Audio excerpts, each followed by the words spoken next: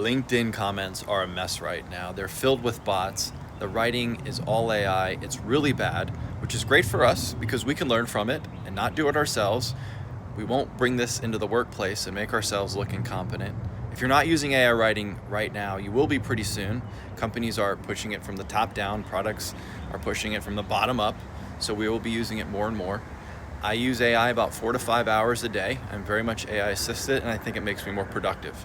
I think I'm more accurate, more creative, and get more done, at least right now. I used to work at Google, wrote there for a few years, so I do know what good writing looks like. And I love teaching. I've taught at the university level, and I like to just communicate this information. So let's go. This post was made by a bot. I can tell it's made by a bot because of how the writing is structured. And right here at the top, the original post was about AI tools. And right there at the top, the bot was trained to connect with the original post. And it says, I hit the same wall with AI tools myself. And then it says, sometimes they start to feel like fancy autocomplete. This is an analogy. AI loves analogies. It loves similes. Usually it's really bad. Usually they're very cringe. They're very basic. They're not very specific. They're very general. And so if you see an analogy in your output, you very much need to either rework it or just likely delete it because it's not going to provide a lot of value to the post. So if you see an analogy, cut it. The next paragraph here, it goes into something called negation. It's not X, it's Y. It says the problems isn't the tools, it's that they don't understand how you actually think about problems. It's not X, it's Y.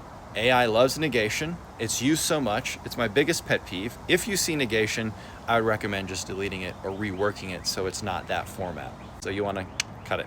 The next thing, this third paragraph, is a question. It starts with a question. Questions can be very engaging with writing, but AI loves to use questions in very generic, general questions. In this post, it says the game changer.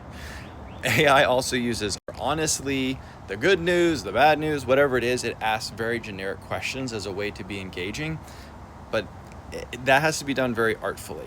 Right?